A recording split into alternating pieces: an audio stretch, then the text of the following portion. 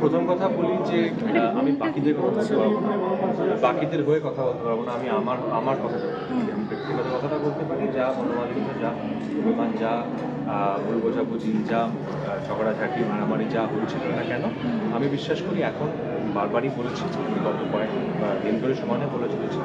আমি আশাবাদী যে সেটা আলোচনা এবং পারস্পরিক বোঝাপড়ার মাধ্যমেই সেটা মিটবে।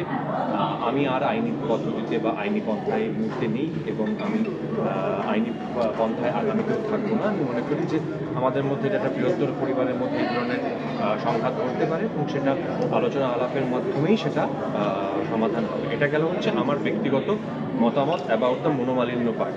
এবার হচ্ছে ফেস্টিভ্যাল। এবার আমি সত্যি সত্যি ফেস্টিভ্যালে ফেডারেশনের কারোর বা মাননীয় সভাপতি, আমি ওদের থাকা না থাকাটা ব্যাপারটা সত্যি সত্যি আমি একদম জানি না। এটা মানে আপনাদের দৌলতে আমার কানে পৌঁছেছে গতকাল রাত্রিবেলা। এর বাইরে আমি সত্যি সত্যি আমি ব্যাপারটা সম্বন্ধে একেবারেই অবহিত নই। আমাকে ইনফরমেশন কালচারাল অ্যাফেয়ার্স ডিপার্টমেন্ট থেকে আমাকে অনুষ্ঠানটি সঞ্চালনা করতে বলা হয়েছিল, যেটা আমি মনে করি আমার জন্য একটা বড় সম্মান। আমি বহু বছর ধরে এই কাজটি করছি। মানে ইউজুয়ালি এটা যিশু, জুন আর আমার মধ্যেই থাকে এই সঞ্চালনার দায়িত্বটা। যখন আমি কলকাতায় থাকি না তখন অন্যরা কেউ করে, অন্যরা কেউ না থাকলে আমি করি। এবারও তার ব্যতিক্রম ঘটেনি। আর